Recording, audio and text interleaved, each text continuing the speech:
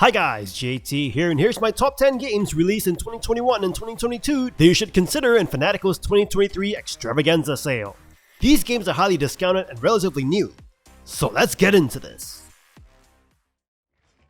And number 10 we have Tales of Iron, a 2D side-scrolling action RPG set in a feudal rat kingdom. You play as Prince Reggie, who becomes the king after his father's murder by frogs. The game's combat is challenging but manageable, with a variety of weapons and armor to craft and use. However, some boss fights can be frustrating due to the small arenas and imprecise hitboxes. The game also features exploration and platforming elements, with hidden areas to discover and secrets to uncover. The map system is also well designed, with a small image of each room on the castle's map, adding a nice touch to the overall design. However, the game's progression system can feel tedious at times, as you need to take on repetitive jobs to earn money to complete repairs on the castle. The platforming sections can also be tricky, as the jump mechanic is not as responsive as it could be.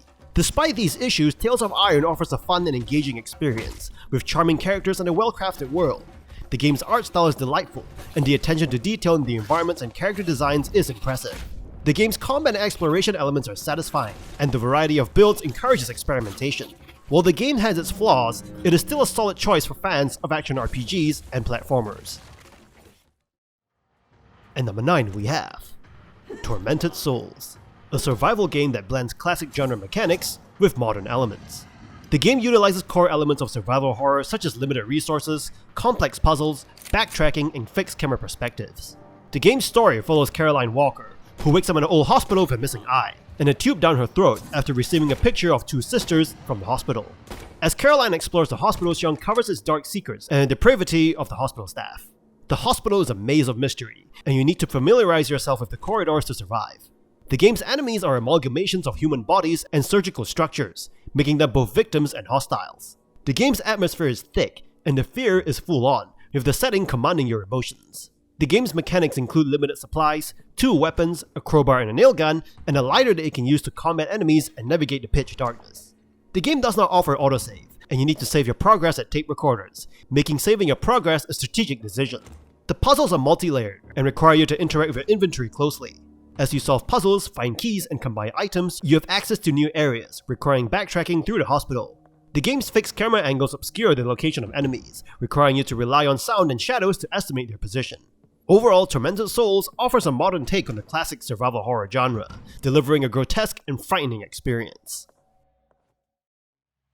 And number 8 we have The Quarry, a recent video game which blurs the line between passive and active entertainment. It is essentially a choose-your-own adventure slasher flick, in which the player has near-complete control over who lives, who dies, and how the entire story plays out.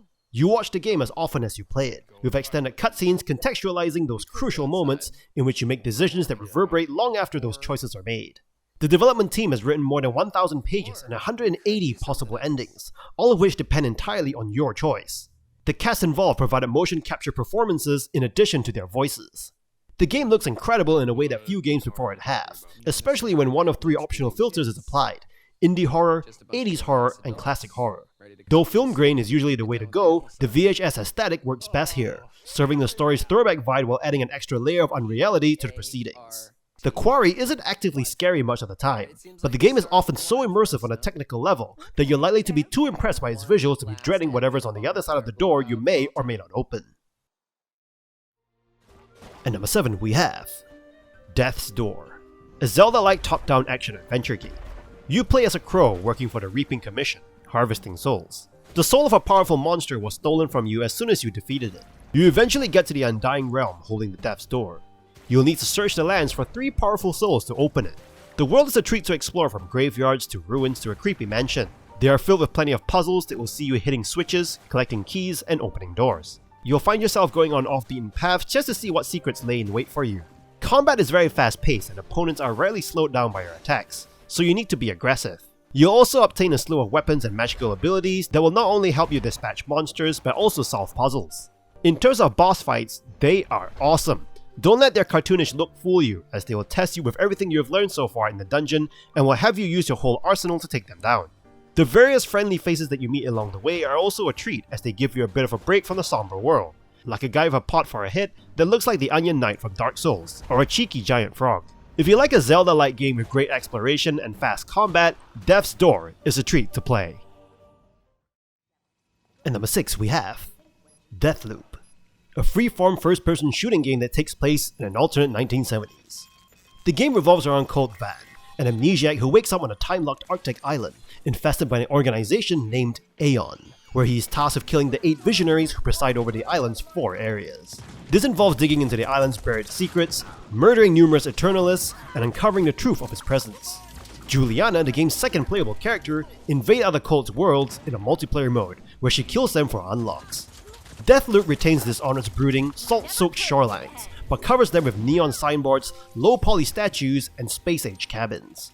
The game features magical abilities known as slabs, which are plucked from the cooling bodies of the visionaries. Shift, DEATHLOOP's version of Blink, and Nexus are the standout abilities that provide ample leeway to run amok in the world. DEATHLOOP's firearms range from thundering hand cannons to drum-fed shotguns that resemble weaponized carousel projectors. DEATHLOOP is a stylish, bloodthirsty, and considerate reworking of ideas from Arkane's other games, and it grants you ample freedom to use your skills without locking you into the story. And number 5 we have Ghostwire Tokyo, a unique first-person action horror game that makes you feel like a combination of the Ghostbusters and Doctor Strange. You play as Akito, a human brought back to life by a spirit named KK after merging with your body. The bond gave you supernatural powers.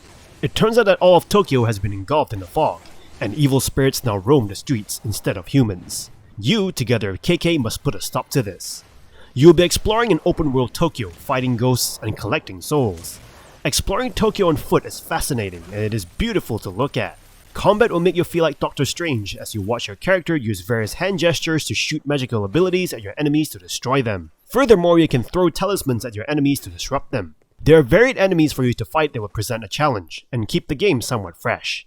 The downside is that the side characters aren't given enough time to develop, and the villain is unfortunately quite forgettable. Side missions also lack depth and can feel like padding. But if you want to feel like Doctor Strange and the Ghostbusters, definitely play Ghostwire Tokyo. And number 4 we have LEGO Star Wars, the Skywalker Saga, an epic adventure game that takes you on a journey through all 9 films of the Star Wars saga. The game features iconic characters, locations, and moments from the films, all reimagined in a playful and charming LEGO style. The gameplay is a mix of platforming, puzzle solving, and combat, with each level offering new challenges and mechanics. You can play as your favorite characters, including Luke Skywalker, Darth Vader, Rey, and Kylo Ren, each with their own unique abilities and powers. The game also features open world exploration, or rather open galaxy exploration, allowing you to travel to different planets and complete side quests and missions. The game allows you to relive some of the most iconic moments from the films, while also giving you the freedom to explore and create your own adventures. It's a game that encourages imagination, creativity, and most importantly, fun. In short, LEGO Star Wars The Skywalker Saga is a must-play adventure game for fans of Star Wars and LEGO. It's a game that's full of humor, charm, and excitement, and it's sure to keep you entertained for hours. There are also different editions available, adding new characters from the Star Wars television series like Mando and Ahsoka. So grab your lightsaber, blaster, and a Wookiee, and get ready for a journey to a galaxy far, far away. And number 3 we have Marvel's Midnight Suns, a strategy role-playing game featuring characters from the Marvel comic books like Spider-Man, Iron Man, Captain Marvel, Wolverine, and more. The game's story is centered around an ancient evil named Lilith, who is coming to Earth and transforming heroes like the Hulk and villains into minions called Fallen. You take on the role of the Hunter, the half-human, half-demon child of Lilith, trained in secret as the only weapon to defeat her. The game features a vast selection of characters from the Marvel's comic book universe and is approachable for those familiar with the Marvel Cinematic Universe.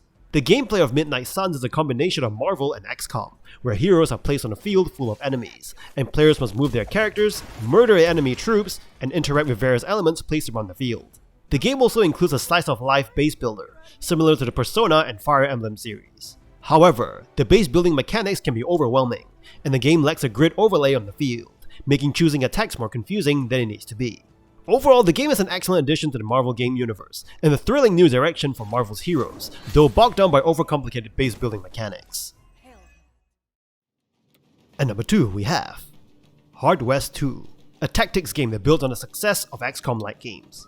While most games in the genre only allow players 2 action points, Hard West 2 offers 3, providing more opportunities for experimentation. The game is set in a gothic, spooky cowboy world, in which you are on a mission to take down a ghost train controlled by a demon. The game offers a map-based system that allows you to uncover new locations, engage in side quests, and interact with NPCs. The narrative is set up through set pieces that strengthen bonds between your posse members or get extra loot and cash.